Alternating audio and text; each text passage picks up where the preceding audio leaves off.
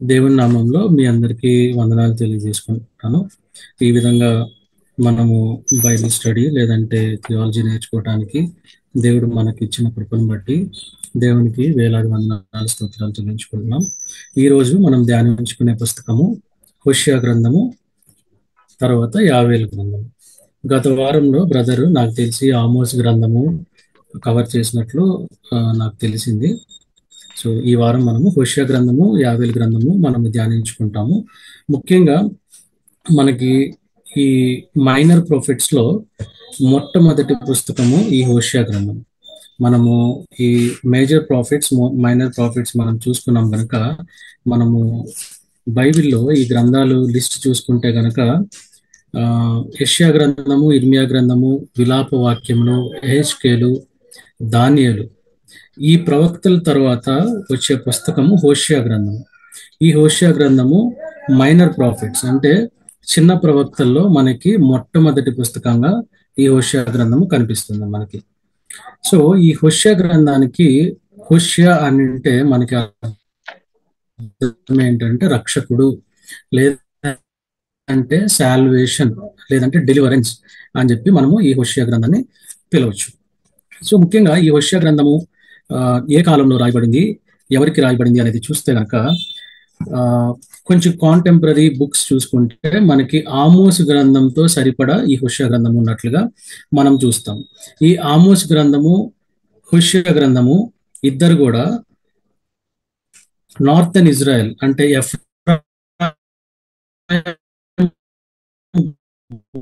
గోత్రము లేదంటే ఇజ్రాయెల్ అట్లుగా మనం చూస్తాం. అదేవిధంగా యెషయా గ్రంథము, మీకా గ్రంథం మనం గత వారాల్లో దాన్ని ధ్యానించుకుంటూ వచ్చాము. యెషయా గ్రంథము, మీకా గ్రంథము ఇవి కూడా యూదా గోత్రానికి అంటే సౌతర్న్ ఇజ్రాయెల్ కి వాళ్ళు ప్రవచించినట్లుగా మనం చూస్తాం.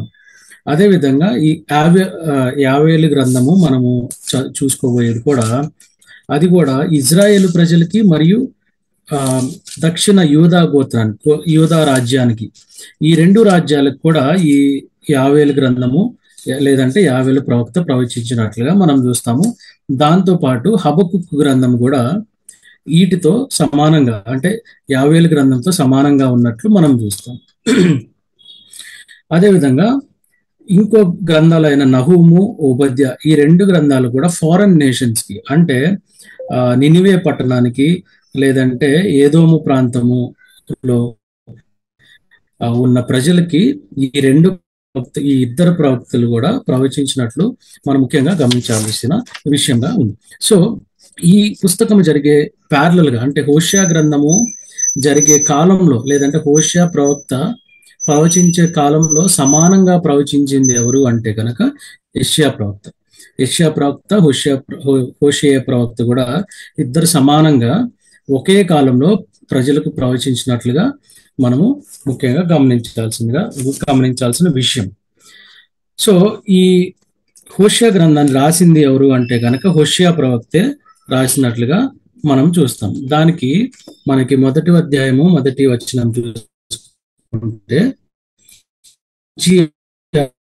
యోతాము, ఆహాజు, హిజ్కియా అను యూదా రాజుల దినములలోను, యెహోయాషు కుమారుడైన యెరోబాము అను ఇజ్రాయేలు రాజు దినములలోను, బయేరి కుమారుడైన హోషేయకు ప్రత్యక్షమైన యెహోవా వాక్కు అంటే హోషేయకి ప్రత్యక్షంగా దేవుడు కొన్ని మాటలు పలికించి ఈ ఇజ్రాయెల్ ప్రజలకి చెప్పినట్లుగా మనము ఈ మొదటి అధ్యాయము, మొదటి వచనంలో మనం చూస్తాం. ఇది ఎప్పుడు రాయబడింది అంటే సుమారుగా 755 నుంచి 725 BC కాలంలో ఈ గ్రంథము రాసినట్లుగా మనం చూస్తాం.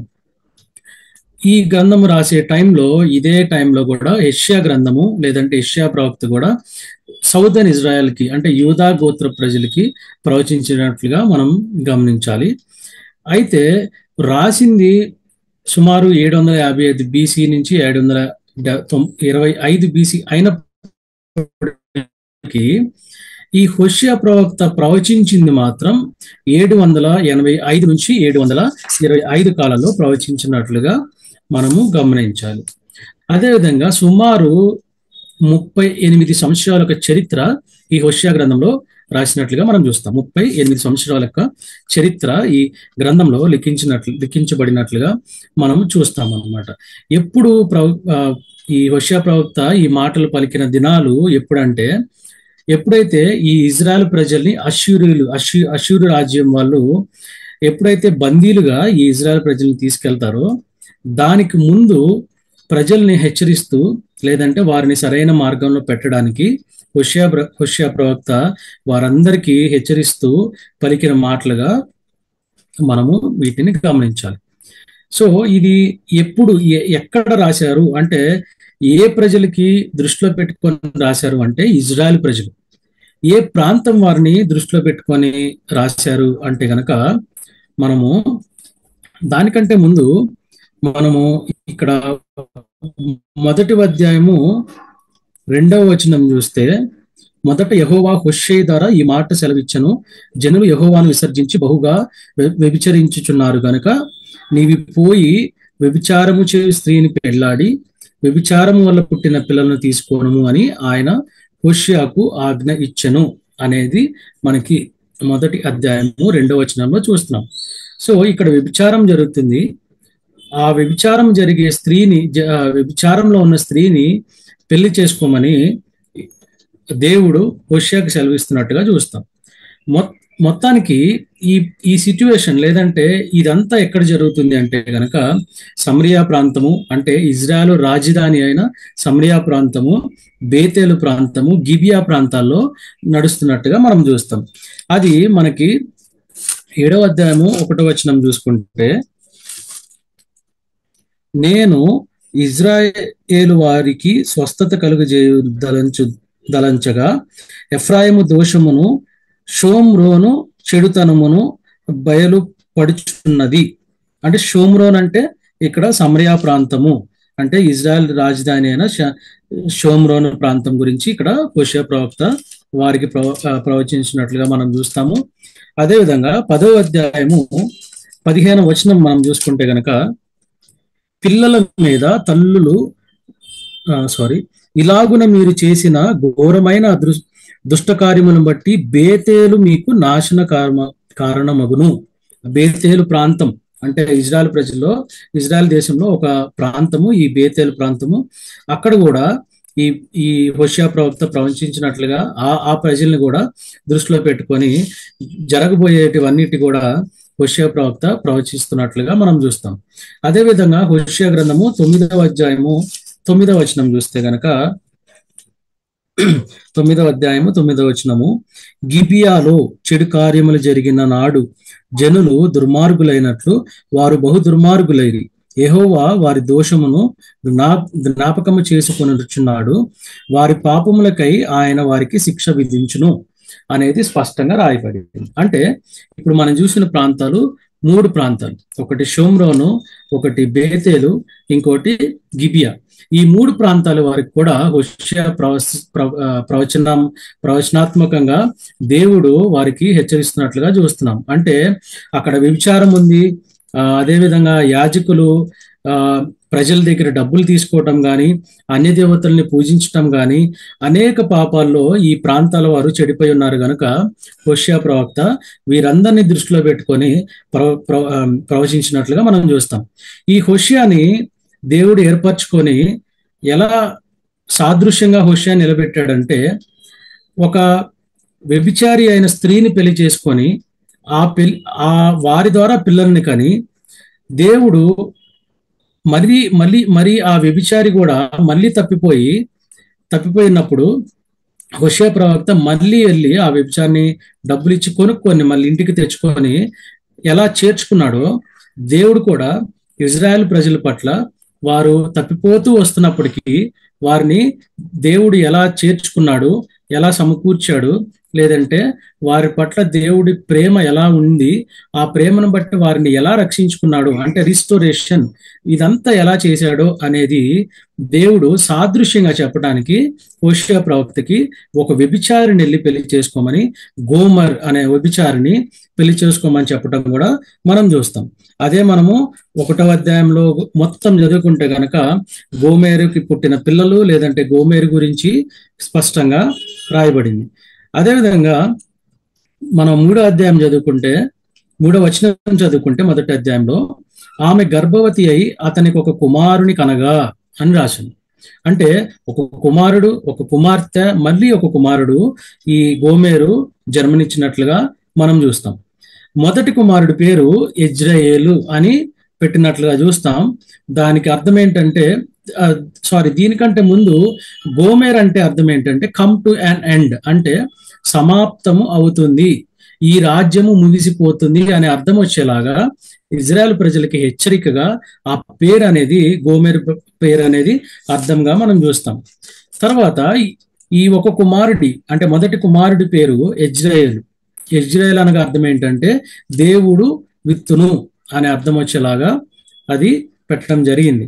తర్వాత ఒక కుమార్తె, మనం మొదటి అధ్యాయము 6వ వచనం చూస్తే, పిమ్మట ఆమె మరలా గర్భవతి అయి కుమార్తెను కనగా యెహోవా అతనికి సెలవిచ్చినదేమనగా, దీనికి లోరుహామా అనగా జాలి నొందనిది అని పేరు పెట్టుము. అంటే ఏంటండి అర్థం ఏంటి? లోరుహామ్ అంటే అర్థము జాలి నొందనిది, అంటే జాలి లేదు, జాలి నొందనిది అని పేరు పెట్టమని చెప్పినట్లుగా మనం చూస్తాం. అదేవిధంగా 9వ వచనం చూస్తే, దేవుడైన యెహోవా చేతనే వారిని లోరుహామా పాలు విడిచిన తరువాత తల్లి గర్భవతి అయి కుమారుని కనినప్పుడు యెహోవా ప్రవక్తకు సెలవిచ్చినది ఏమనగా, మీరు నా జనులు కారు, నేను మీకు దేవుడై ఉండును గనుక లో అమ్మి అని అయితిని అని పేరు పెట్టుము అని రాసింది. అంటే లో అమ్మి అంటే పేరు ఏంటంటే నా జనము కాదు. అంటే ఇక్కడ ప్రవక్తల యొక్క దుర్భర జీవితం అనేది మనం ఇక్కడ గమనించాలి. అంటే ఒక అన్య స్త్రీని లేదంటే వ్యభిచారిని పెళ్లి చేసుకోవటమే కాకుండా వారికి పుట్టిన పిల్లలకు కూడా వేరే నెగిటివ్ నేమ్స్, అంటే నెగిటివ్ అర్థాలు ఇచ్చే వాటిగా దేవుడు విత్తును, లేదంటే జాలి నొందనిది, లేదంటే నా జనము కాదు అనే పేర్లు కూడా పెట్టుకోవటం కూడా మనం చూస్తాం.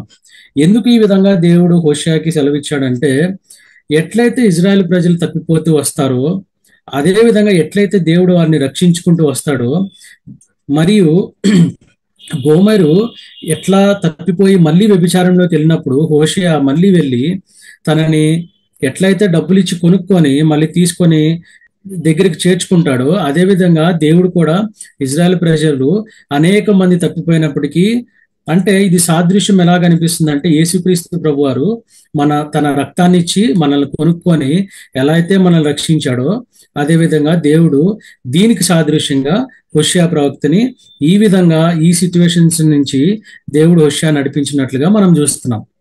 అదేవిధంగా ముఖ్యంగా ఈ గ్రంథము యొక్క పర్పస్, అంటే దేవుడు ఎందుకు ఈ గ్రంథాన్ని రాశాడు అని చూస్తే గనక, దేవుని యొక్క కృపని ఇజ్రాయెల్ ప్రజలకి చెప్పటానికి, అంటే దేవుని యొక్క ఉగ్రత ఇజ్రాయెల్ ప్రజల్లో చేసిన పాపం, అంటే ఇజ్రాయెల్ ప్రజలకి దేవుని ఉగ్రత ఎలా ఉంటుందని చెప్పటానికి దేవుడు ఈ హోషేయ గ్రంథాన్ని రాపించినట్లుగా మనం చూస్తాము.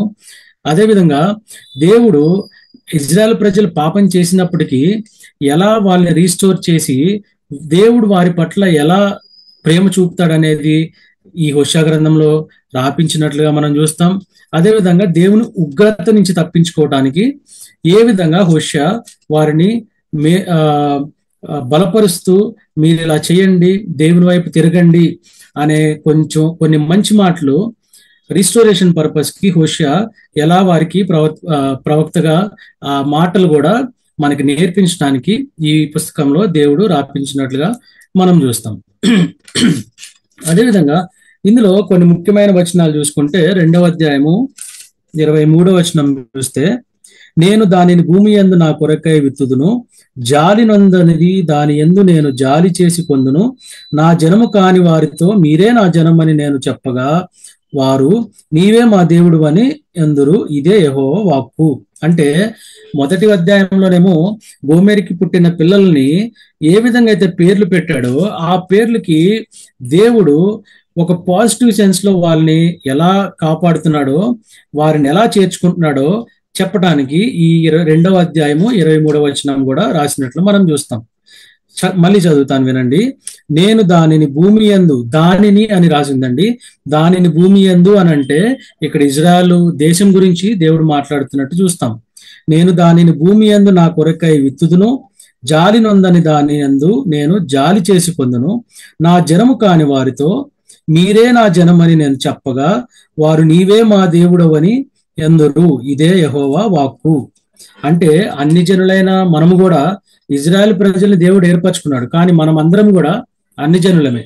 ఆ అన్ని జనులైన మనల్ని దేవుడు తన జనంగా ఎలా చేసుకున్నాడో చెప్పటానికి ముఖ్యంగా ఈ వచనం మనము చదువుకుంటే మనకు స్పష్టంగా అర్థమవుతుంది. అదేవిధంగా 19వ వచనం చూడండి. 2వ అధ్యాయం 19వ వచనంలో కూడా, నీవు నిత్యము నాకుండునట్లుగా నేను నీతి బట్టి తీర్పు తీర్చుట వలనను దయాదాక్షిణ్యములు చూపుట వలనను నిన్ను ప్రదానము చేసుకొందును, నీవు యెహోవాను. తర్వాత 19వ అధ్యాయంలో ఏమంటున్నాడంటే దేవుడు మనల్ని ఎలా నీతి తీరుస్తాడో దాని గురించి రాయబడింది. అదేవిధంగా 14వ వచనం చూసుకుంటే, పిమ్మట దానిని ఆకర్షించి అరణ్యములోనికి కొనిపోయి అక్కడ దానితో ప్రేమగా మాట్లాడుదును.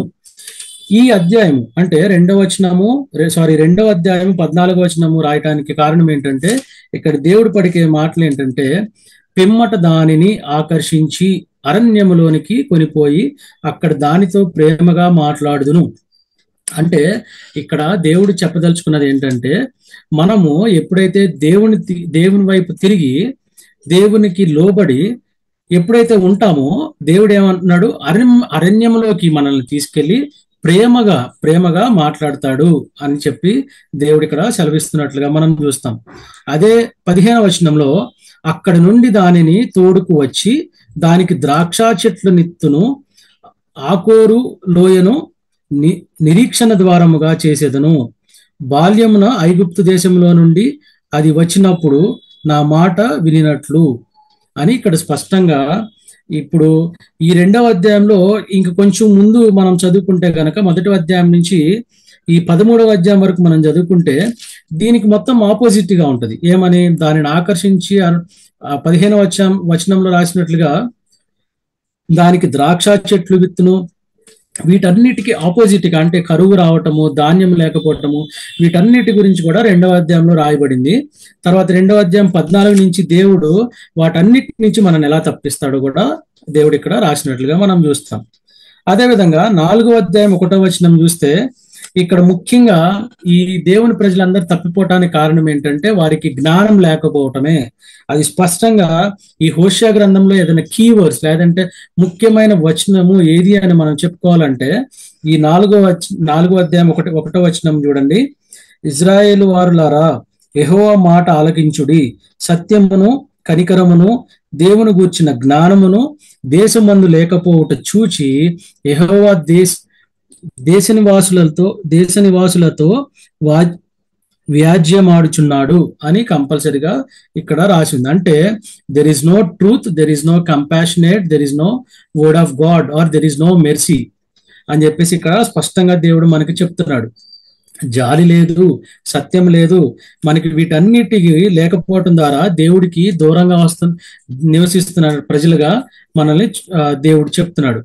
అదేవిధంగా 6వ వచనం మనం చదువుకుంటే, 4వ అధ్యాయము 6వ వచనం చదువుకుంటే, నా జనులు జ్ఞానము లేని వారై నశించుచున్నారు, నీవు జ్ఞానమును విసర్జించుచున్నావు గనుక నాకు యాజకుడవు కాకుండా నేను నిన్ను విసర్జింతును. నీవు నీ దేవుని ధర్మశాస్త్రము మరిచితివి గనుక నేనును నీ కుమారులను మరుతును అని ఇక్కడ దేవుడు కొన్ని హెచ్చరికలు చేస్తున్నాడు అనమాట. ఏంటంటే మనం జ్ఞానం లేని వారిగా ఉంటున్నాము, లేదంటే దేవునికి వ్యతిరేకంగా జీవిస్తున్నాము, నువ్వు అలా చేస్తున్నావు కాబట్టి నేను కూడా నిన్ను జ్ఞాపకం చేసుకోను అని స్పష్టంగా దేవుడు ఇక్కడ జ్ఞానం లేకపోవడం ద్వారా ఎట్లా ఇజ్రాయెల్ దేశం నశించిపోతుందో దేవుడు ఇక్కడ స్పష్టంగా చెప్తున్నాడు. అదేవిధంగా ఇంకో వచనం చూసుకుంటే 6వ అధ్యాయము 6వ వచనం చూసుకుంటే, నేను బలిని కోరను గాని కనికరమునే కోరుచున్నాను, దహన బలుల కంటే దేవుని గురించిన జ్ఞానము నాకు ఇష్టమైనది. అంటే ఈ 4వ అధ్యాయం 1వ వచనము, 4వ అధ్యాయం 6వ వచనము, 6వ అధ్యాయం 6వ వచనం కూడా స్పష్టంగా దేని గురించి మాట్లాడుతుంది అంటే జ్ఞానము జ్ఞానము జ్ఞానము. అంటే ఈ హోషేయ గ్రంథంలో అనేక సార్లు జ్ఞానం గురించి ప్రస్తావించబడింది. ఎందుకంటే మనము ఎన్ని సరే, ఎన్ని మెసేజ్లు విన్నా సరే, ఎంత దేవుని వాక్యం చదువుకున్నా సరే, మనము ఆ జ్ఞానం బుద్ధి కలిగి నడుచుకోవాలని చెప్పేసి దేవుడు మన నుంచి ఆశిస్తున్న విధానాన్ని ఈ హోషేయ గ్రంథంలో స్పష్టంగా రాసినట్లుగా మనం చూస్తాం. మనం ఆ జ్ఞానము లేకపోవటం వల్లే మనము తప్పిపోతున్నాము. ఆ జ్ఞానం లేకపోవటం ద్వారే మనము దేవునికి దూరంగా నివసిస్తున్నాం అనే విషయాన్ని స్పష్టంగా దేవుడు ఇక్కడ చెప్తున్నాడు. మళ్ళీ చదువుతున్నాము 6వ అధ్యాయం 6వ వచనము, నేను బలిని కోరను గాని కనికరమునే కోరుచున్నాను. దహన బలుల కంటే దేవుని గురించిన జ్ఞానము నాకు ఇష్టమైనది. అంటే దేవుడికి ఏది ఇష్టం అంటే దేవునికి ఇష్టమైంది కనికరము, దేవుని గూర్చిన జ్ఞానము దేవునికి ఇష్టమైనది. అంటే మనకి దేవుని గూర్చిన జ్ఞానము మీరు సంపాదించుకోండి, అది నాకు ఇష్టము అని దేవుడు స్పష్టంగా చెప్తున్నాడు. అంటే దేవుడికి బలులు అవసరం లేదు, దహన బలులు అవసరం లేదు, ఏమీ అవసరం లేదు. దేవుడికి కావాల్సింది ఏంటంటే జ్ఞానము నేర్చుకొని జ్ఞానము బట్టి నడుచుకోవాలి అనేది దేవుడు మనకిస్తున్న వాక్కుగా మనం గమనించాలి. అదేవిధంగా 13వ అధ్యాయము 14వ వచనం మనం చదువుకుంటే, అయినను పాతాళ వశములో నుండి నేను వారిని విమోచింతును, మృత్యువు నుండి వారిని రక్షింతును. ఓ మరణమా నీ విజయం ఎక్కడ, ఓ మరణమా నీ ముళ్ళు ఎక్కడ, పశ్చాత్తాపము నాకు పుట్టదు అని ఇక్కడ స్పష్టంగా దేవుడు రాస్తున్నాడు అనమాట. అంటే పవర్ ఆఫ్ గ్రేవ్ గురించి రాస్తున్నాడు. అదేవిధంగా he will redeem from death అనేది ఇక్కడ స్పష్టంగా రాస్తున్నాడు. ఇంకోటి దానిపైన 14వ వచనం ఒకసారి చదువుకుంటే 13వ వచనము, ప్రసూతి వేదనలో కలిగినట్టుగా అతనికి వేదన పుట్టును, పిల్ల పుట్టు సమయమున బయటికి రాని శిశువైనట్టుగా అతడు బుద్ధి లేని వాడై వృద్ధికి రాడు. అంటే ఇక్కడ కూడా మళ్ళీ చూడండి, బుద్ధి గురించి జ్ఞానం గురించి ఎన్నిసార్లు స్పష్టంగా రాయబడిందో మనం చూస్తున్నాం. అంటే ఇప్పుడు 13వ అధ్యాయము 14వ వచనం మనం చదువుకున్నది ఏంటండి, దేవుడు ఏం చెప్తున్నాడు, అయినను పాతాళ వశములో నుండి నేను వారిని విమోచింతును, మృత్యువు నుండి వారిని రక్షింతును.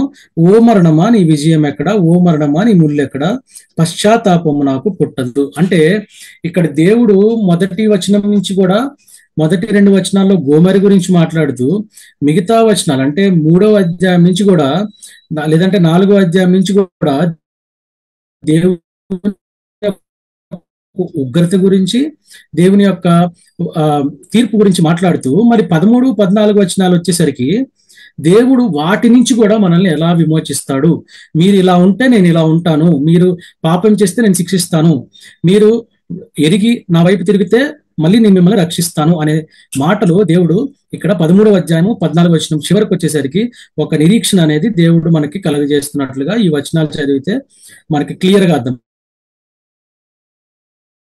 ఉన్న ముఖ్యమైన వచనాలు.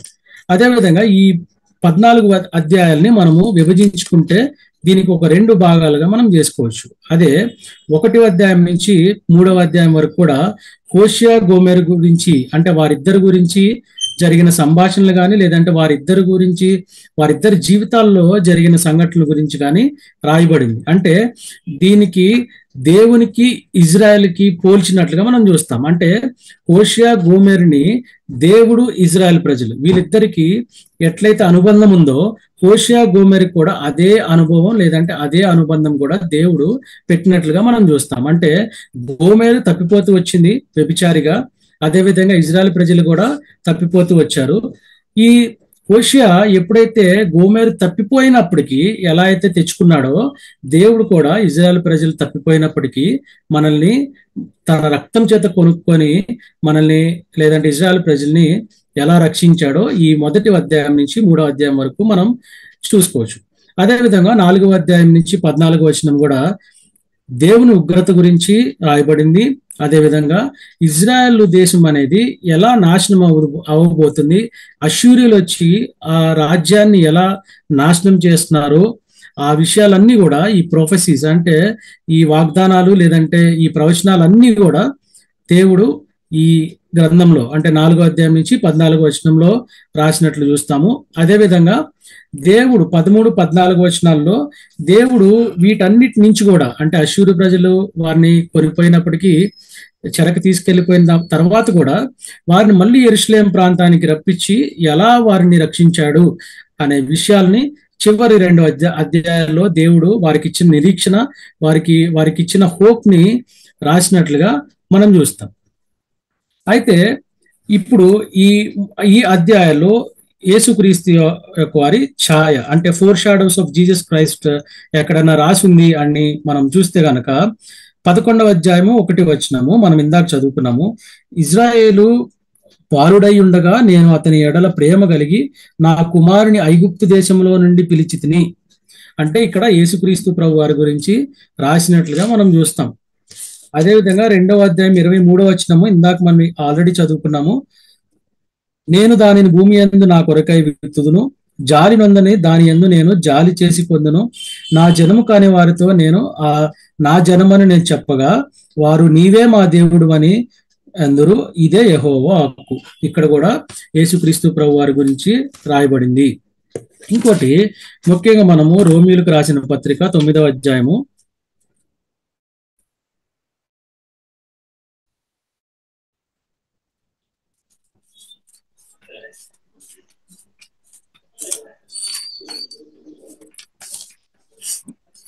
రోమీయులకు రాసిన పత్రిక 9వ అధ్యాయము 25, 26 చదువుకుంటే గనక ఇక్కడ చూడండి.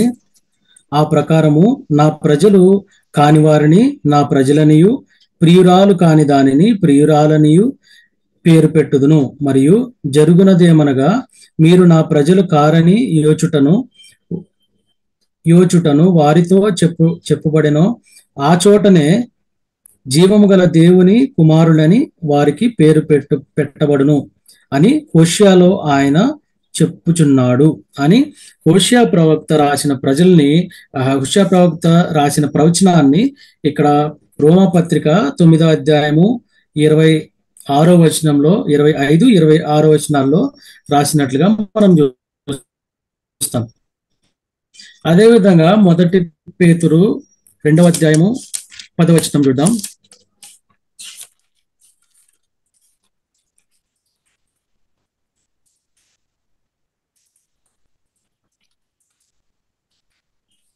మొదటి పేతురు 2వ అధ్యాయము 10వ వచనం. ఒకప్పుడు ప్రజగా ఉండక ఇప్పుడు దేవుని ప్రజ అయితిరి. ఒకప్పుడు కనికరింపబడక ఇప్పుడు కనికరింపబడిన వారైతిరి అని హోషేయ ప్రవక్త రాశాడు కదండి, మనం ఇందాక చదువుకున్నాము. అవే ఇక్కడ మళ్ళీ పేతురు రాసిన పత్రిక కూడా ఇక్కడ స్పష్టంగా రాసినట్టు ఈ అధ్యాయాలు కోట్ చేసినట్లుగా మనం చూస్తాం. సో ఈ హోషేయ గ్రంథం నుంచి మనము ముఖ్యంగా నేర్చుకోవాల్సినవి ఏంటంటే,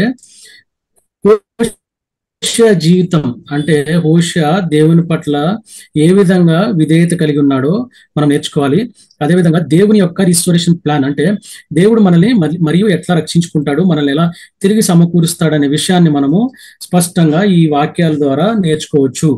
అదేవిధంగా దేవుడు తన రక్తాన్ని అంటే తన స్వరక్తాన్ని ఇచ్చి ఎలా మనల్ని కొనుక్కొని మనల్ని ఎలా రక్షించాడో, మనం పశ్చాత్తాప పడితే దేవుడు మనల్ని ఎలా దగ్గరకు తీసుకొని మనల్ని కాపాడుతాడో ఆ విషయాలన్నీ కూడా ఈ హోషేయ గ్రంథం ద్వారా మనం నేర్చుకోవచ్చు అనేది మనము స్పష్టంగా గమనించాలి.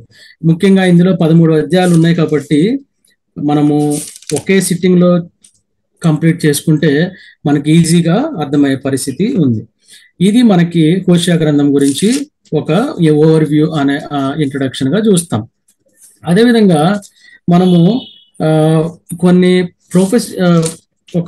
ఒకటో అధ్యాయము మీరు ఒకవేళ రాసుకోవాలంటే కొన్ని ప్రవచనాలు ఉన్నాయి ఇందులో. 1వ అధ్యాయము 4వ వచనము 5వ వచనము ఒక ప్రవచనము, అదేవిధంగా 10 నుంచి 11వ వచనం వరకు ఒక ప్రవచనము, అదేవిధంగా హోషేయ గ్రంథము 9వ అధ్యాయము 7వ వచనం కూడా ఒక ప్రవచనంగా మనం చూస్తాం. ఈ హోషేయ గ్రంథంలో ముఖ్యమైన ప్రవచనం. ఇప్పుడు మనము యావేలు గ్రంథం గురించి చూస్తాం. ఈ యావేలు గ్రంథం కూడా ఇంగ్లీష్ లో జోయెల్ అని పిలుస్తాం మనం. ఈ యావేలు గ్రంథం కూడా ఇక్కడ మనము చూస్తే మొదటి అధ్యాయము మొదటి వచనంలో పెతూయేలు కుమారుడైన యావేలునకు ప్రత్యక్షమైన యెహోవా వాక్కు అని ఇక్కడ యావేలు రాసినట్లుగా మనం చూస్తాం. ఈ యావేలు గ్రంథాన్ని రాసింది ఎవరు అంటే యావేలే రాసినట్లు మనం 1వ అధ్యాయము 1వ వచనంలో మనం చూస్తాం. ముఖ్యంగా ఇది ఎప్పుడు రాయబడింది అంటే సుమారు 830 నుంచి 800 BC కాలంలో రాసినట్లుగా చూస్తాం. అంటే ఈ యావేలు గ్రంథము యెషయా కంటే ముందు రాసినట్లుగా మనం గమనించాలి.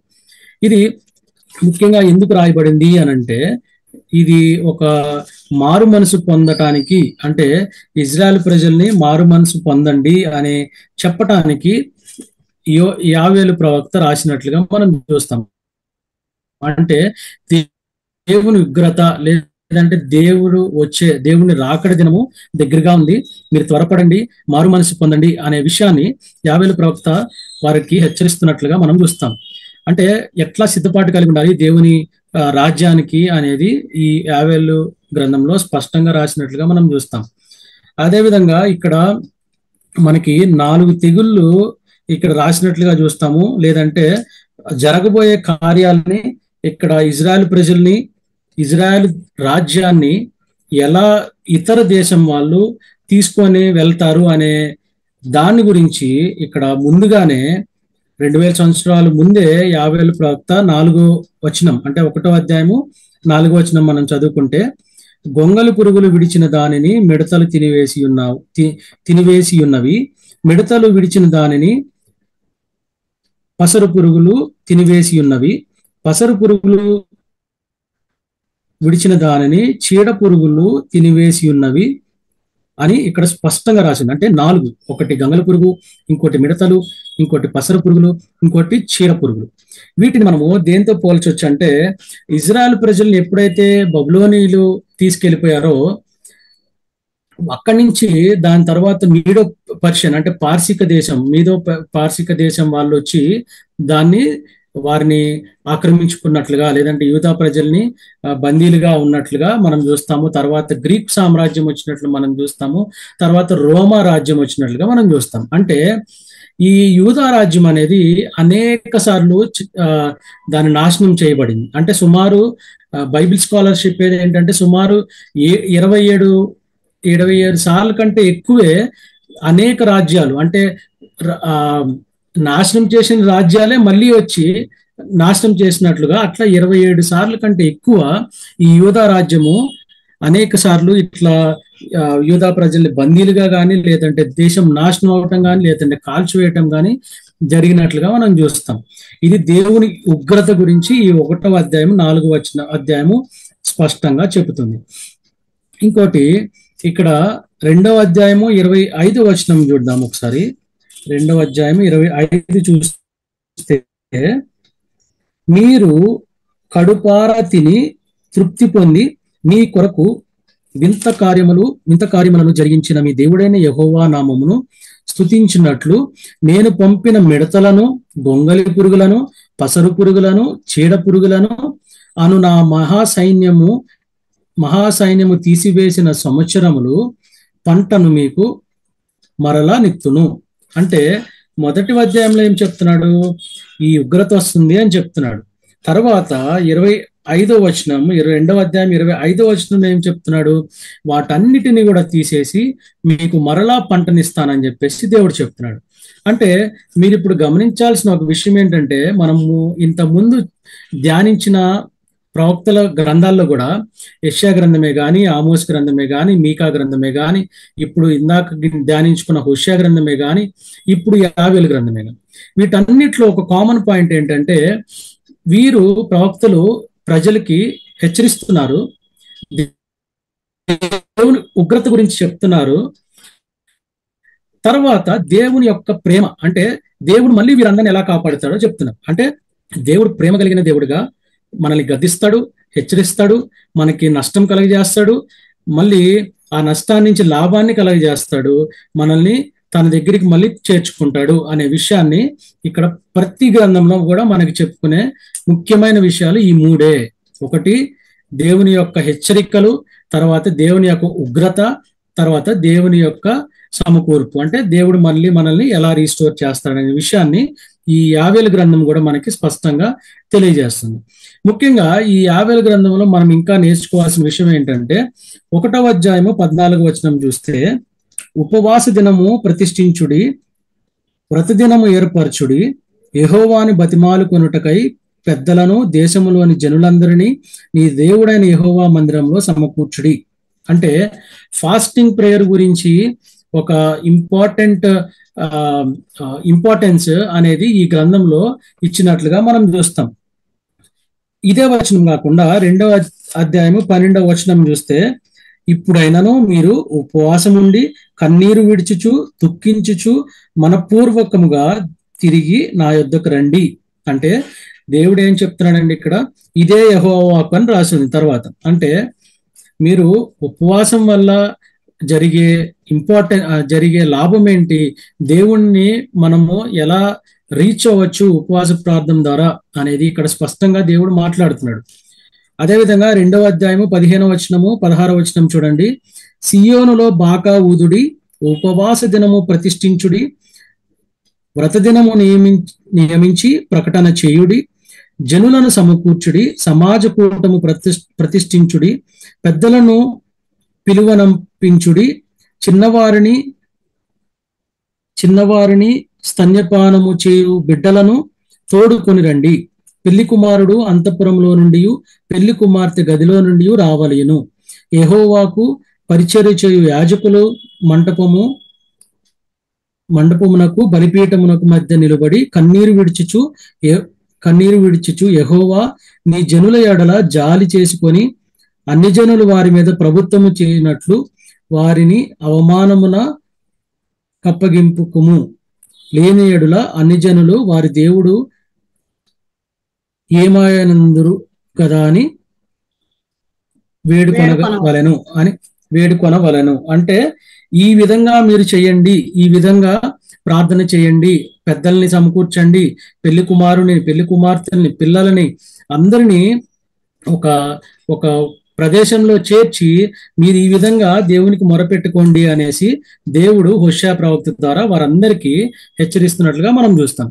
ఏ విధంగా అయితే హోషేయ గ్రంథంలో మనము బుద్ధి జ్ఞానము, అంటే జ్ఞానము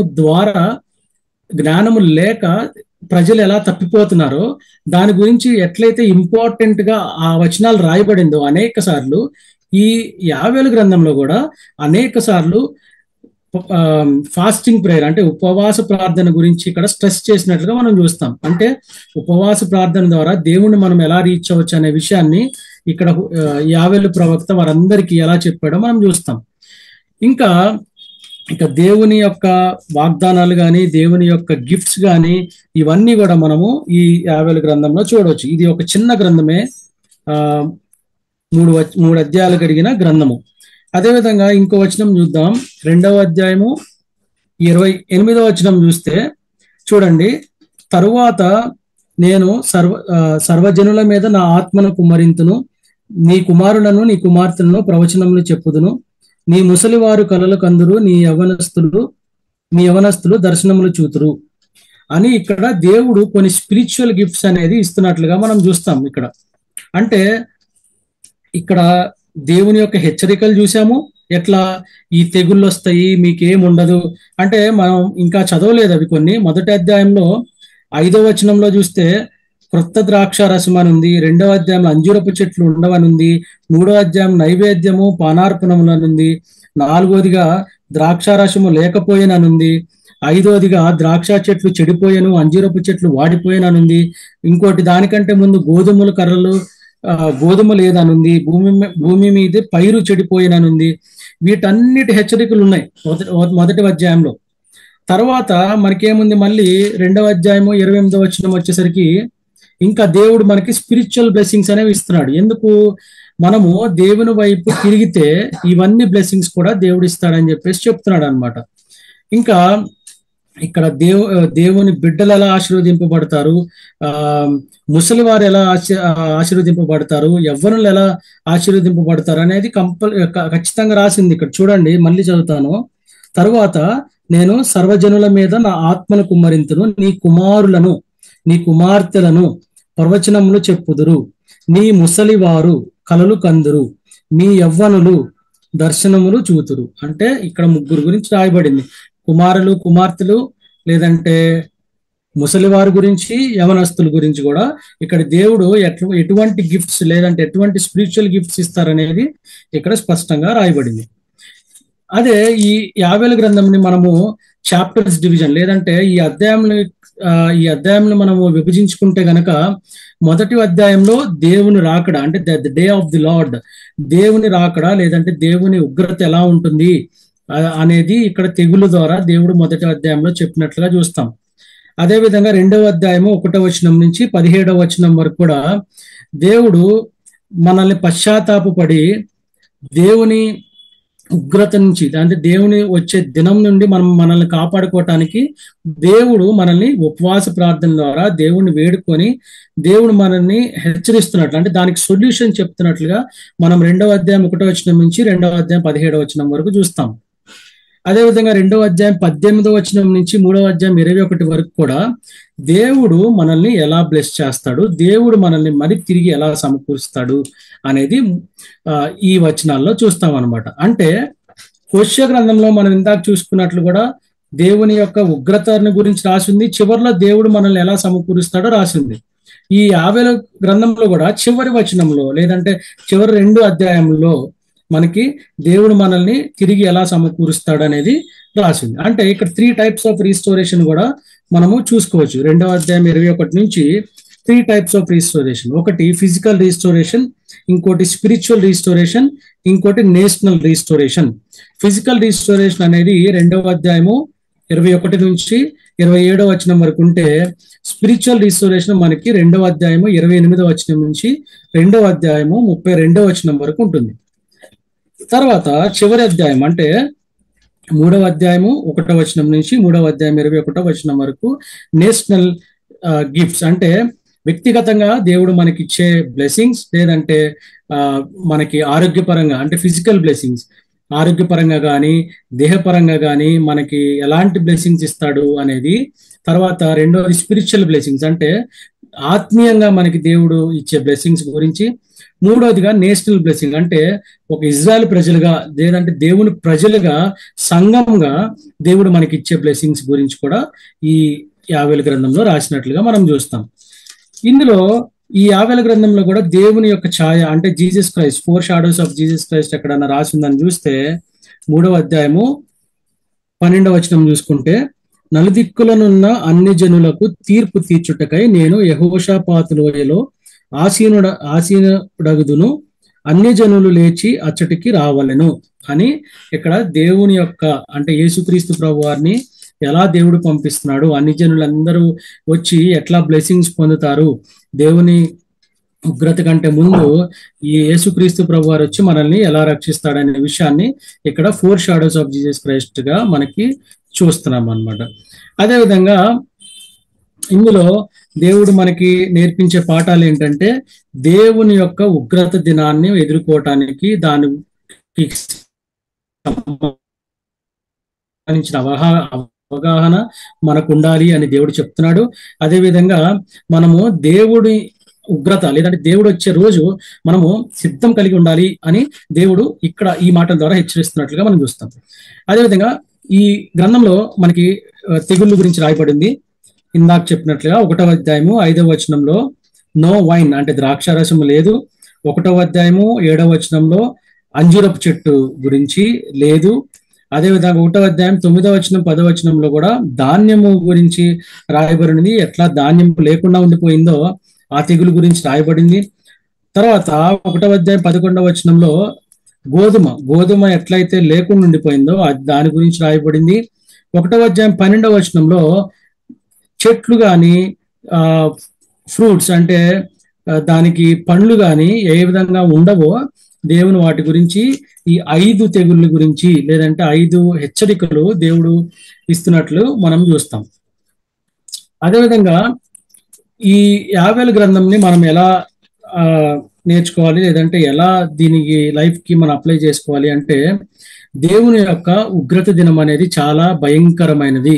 దానిని మనం దృష్టిలో పెట్టుకొని మన జీవితం కొనసాగించాలి అనేది ఒకటి మనం దృష్టిలో పెట్టుకోవాలి.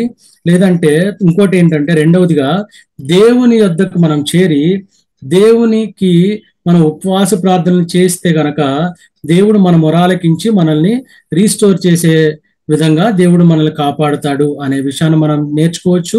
అదేవిధంగా దేవుడు మనల్ని ఖచ్చితంగా మన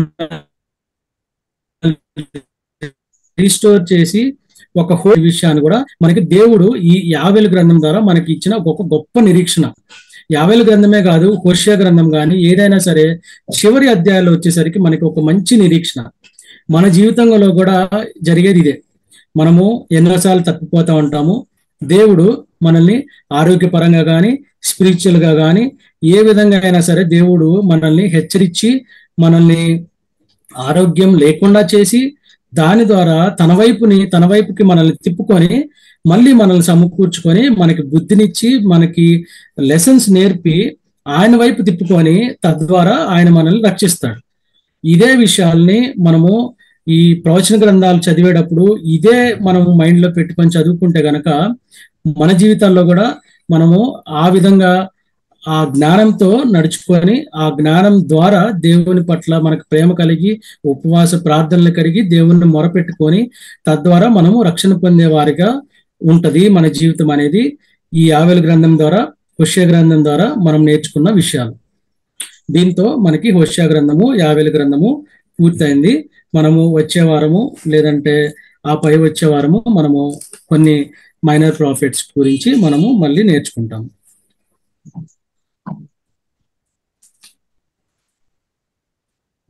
అంటే అయిపోయిందంటే ప్రార్థన చేయండి, నేను బెనిడిక్షన్ ఇస్తాను. ఓకే, చక్కగా చెప్పారు. మహాపరిశుద్ర చేయమంటారా అండి? చేయండి బ్రదర్. మహాపరిశుద్ర మా తండ్రి, మీ పాదములకు వందనాలు స్తోత్రాలు చెల్లించుకున్న ప్రభా.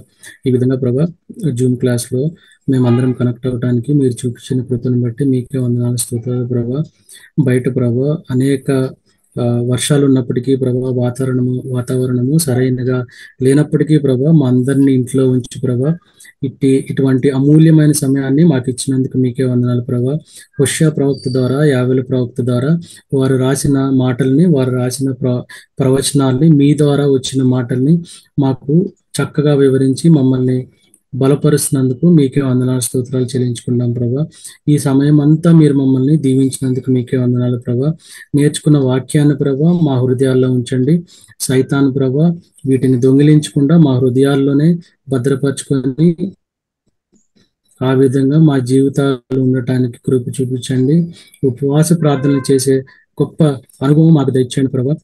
మమ్మల్ని ప్రేమగా చూసి ప్రభా మేము ఎంత తప్పిపోయినప్పటికీ మీరు మమ్మల్ని సమకూర్చి మమ్మల్ని చేర్చుకొని మీ అపారమైన ప్రేమని, కృపని మా పట్ల చూపిస్తున్నందుకు మీకే వందనాలు స్తోత్రాలు చెల్లించుకుంటున్నాం ప్రభా.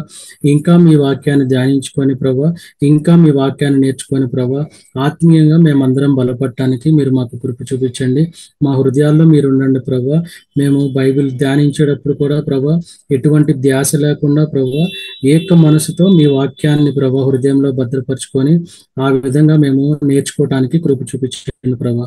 ఇంకా జరగబోయే క్లాసెస్ లో కూడా ప్రభా ఇంకా నేర్చుకోవటానికి, ఇంకా నేను ప్రిపేర్ అవ్వటానికి, ఇంకా బ్రదర్స్ అండ్ సిస్టర్స్ కూడా ఇంకా సిద్ధపాటు కలిగి మీ వాక్యాన్ని ధ్యానించుకోవటానికి మాకు కృప చూపించండి, సాయం చేయండి ప్రభా. ఈ విధంగా మాకు ఇప్పటి వరకు మీరు తోడుగున్నందుకు మీకే వందనాలు స్తోత్రాలు చెల్లించుకుంటూ వచ్చే వారం వరకు కూడా మీరు మాతో నడిపించమని యేసుక్రీస్తు నామంలో వేడుకుంటున్నాం తండ్రి. ఆమేన్. మన తండ్రి అయిన దేవుని ప్రేమయు, కుమారుడైన యేసుక్రీస్తు కృపయు, పరిశుద్ధాత్మ సహవాసము ఇప్పుడును ఎల్లప్పుడును సార్వత్రిక సంఘమునకు సకల పరిశుద్ధులకు సదాకాలము తోడైండును గాక. Amen. Amen. Amen. Praise the lord. Thank you brother. Praise the lord. చాలా చక్కగా చెప్పారు. ఉపవాస ప్రార్థన. అందరికీ వందనాలు. వందనాలండి. Praise the lord. Ramakumari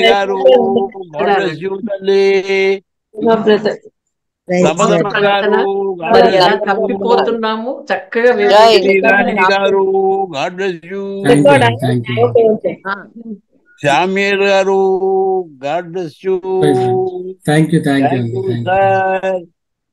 Sujatha గారు, God bless you. Thank you brother. Thank you brother. Thank you brother.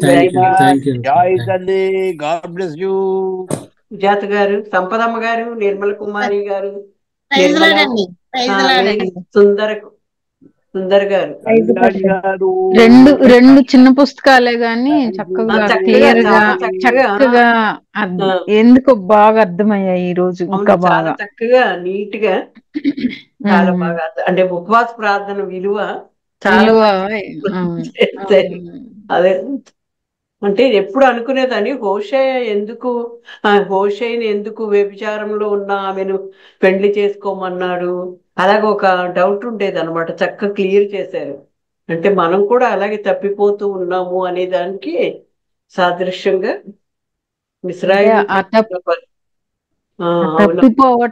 తప్పిపోవటాన్ని వ్యభిచారం అంత హీనమైన దానిగా పోల్చారు. అది ఇశ్రాయేలీల గురించి అక్కడ చెప్తూ మరి మనం కూడా అలాగా. ప్రైజ్లాడమ్మా.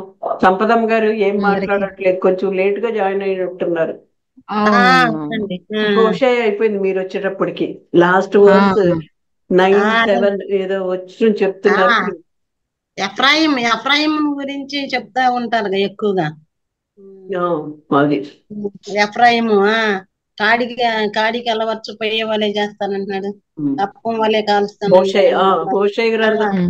ముద్దు బిడ్డ అంటారు, ముద్దు టొంగరం అంటారు, చేయి పట్టుకుని నడకను నేర్పిన వాడని నేనే అంటారు. అన్ని దెబ్బ కొట్టి బుద్ధి చెప్పి అలవర్చుకొని ఇంకా 14వ అధ్యాయంలో కూడా బాగా